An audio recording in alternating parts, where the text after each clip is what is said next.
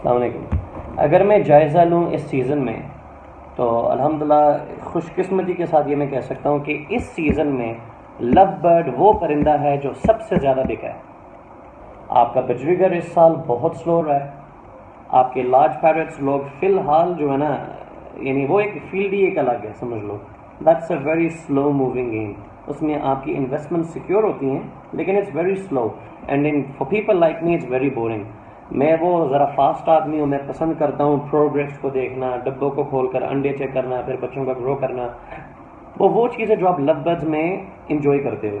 लेकिन love bird की market obviously instability उसमें है, कुछ भी हो सकता है। लेकिन उसके साथ साथ जो लोग पुराने तरीके से काम कर रहे हैं अगेन 10 ईयर्स, तो मैंने 10 साल से लव बर्ड को एंजॉय किया और इंशाल्लाह आगे मज़ीद करूँगा। इसमें आपकी बेहतरी कब है? When will you actually enjoy it? जब आप 3 जोड़ों से शुरू करो। ये मैं आपको बात बता रहा हूँ जो लव बर्ड कॉम्पेंडियम में डैक वान डाइन अभी कहता है 3 जोड़े लगाओ। 3 जोड़ों का मतलब है 6 बर्ड्स अलग अलग माँ बाप से हों, अनरिलेटेड हो। उनको ब्रीड करवाओ। ब्रीड करवा कर उनमें से जो सिबलिंग्स निकलेंगे ना, जो बच्चे निकलेंगे, उनको आपस में मर्ज करो, 3 जोड़ों के अलग अलग बच्चे, और आप 3 जोड़ों से 10 जोड़े का एक फार्म बना सकते हो या एक एवरी बना सकते हो। जब आपके पास 10 जोड़े होंगे, मैं आपको एक मिसाल देता हूँ, 3 जोड़े अगर आप क्या लगाएं जो कि हर बंदे को लगाना चाहिए एंड जो न्यू फैंसियर लेवल पे, फॉर एग्जाम्पल आपके पास ₹1,00,000 है या ₹2,00,000 है, तो आप उसको ग्रेजुअली डेवलप करो।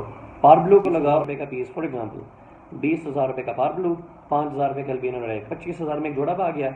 ये आपकी क्रिमिनो वर्किंग के लिए हो गया 2 पीस। दूसरा जोड़ा लगाओ एक सादा यूविंग, चाहे वो ग्रीन में हो ब्लू में हो, उसको लगाओ एक पार ब्लू के साथ, ठीक है। ये आपको एक जोड़ा हो गया। यूविंग फॉर एग्जांपल ब्लू 30, 35, ₹40,000 का, वायलेट हो जो मर्जी हो, एंड आपका पार ब्लू वही 20, ₹50,000 में एक जोड़ा ये बन गया। तीसरा आप जोड़ा बनाओ अपलाइन का। अपलाइन का अगर आपके पास मेल हो जाए ना तो क्या ही बात है। मेल नहीं ले सकते तो स्प्लिट अपलाइन उसकी 50% हाफ प्राइस में मिल जाती है, ठीक है। तो एक जोड़ा अपलाइन, एक जोड़ा यूविंग एंड पाब्लू, एंड तीसरा जोड़ा क्रिमिनो वर्किंग के लिए। इन 3 जोड़ों में से जो बच्चे निकलेंगे इनसे आप 10 जोड़े बनाओ।